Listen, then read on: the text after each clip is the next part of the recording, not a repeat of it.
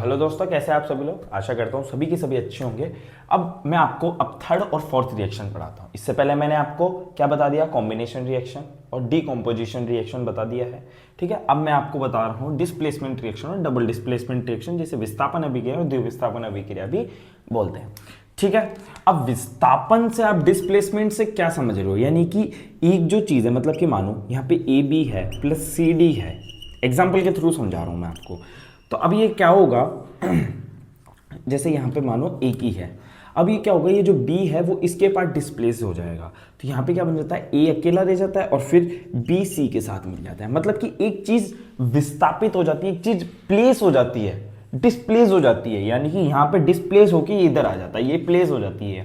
तो यहाँ पे ऐसे प्रोडक्ट बन जाता है। अच्छा, एक एग्जांपल के थ्रू समझा देता हूँ मैं आपको। एग्जांपल कैसा है, जैसे कि मैं आपको यहाँ पे ले लेता हूँ कि CuSO4 प्लस Zn।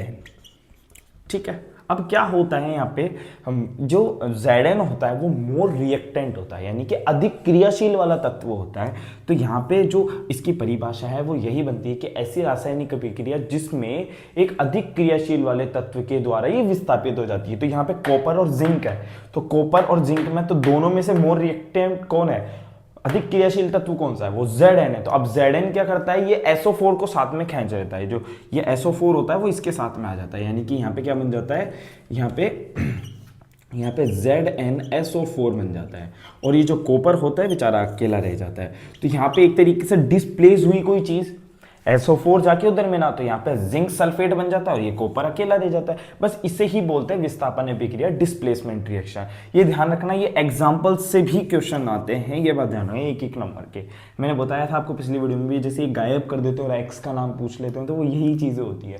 और कई बार ये रिएक्शन दे दे के क्या पूछते हैं कि ये कौन सी रिएक्शंस है, ये कौन सी अभिक्रिया है, वो भी पूछते हैं। तो है ना, ये चीज जरूर ध्यान रखनी है। तो विस्थापन का मतलब आप समझ गए, यानी कि ऐसी रासायनिक अभिक्रिया जिसमें एक तत्व अधिक क्रियाशील वाले तत्व के द्वारा जो है विस्थापित हो जाता है। यानी कि अगर इंग्लिश में बोलेंगे तो this reaction is the more reactive के, है ना, जो है डिस्प्लेस हो जाती है। This is called displacement reaction.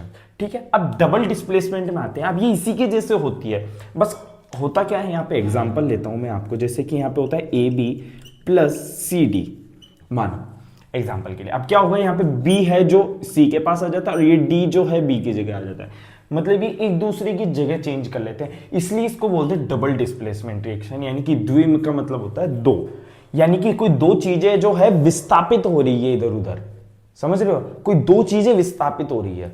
ठीक है, तो यहां पे क्या बन जाता है, A के साथ में D आ जाता है और जो B के साथ में है जो C आ जाता है। अच्छा, एक एग्जांपल के थ्रू समझते हैं। एग्जांपल लेता हूं मैं यहाँ पे। एग्जांपल क्या लिख सकता हूं मैं, Na2SO4 प्लस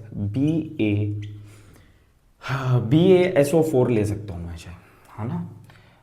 BaSO4 नहीं, यहाँ पे BaCl ले लो आप, ऐसे करो। ठीक है, अब क्या होगा, अब ये जो Cl है वो Na के साथ मिल जाता है और ये जो BaSO4 है वो एक साथ मिल जाता है। देखो क्या हुआ, Na2Cl इसके पास आ जाता है, तो यहाँ पे क्या बन जाता है, NaCl बन जाता है प्लस BaSO4 बन जाता है। क्या बन जाता है, BaSO4। यानी कि ये इसके साथ में जुड़ गया, ये इसके साथ में जुड़ गया, मतलब डबल डिस्प्लेसमेंट हो गया।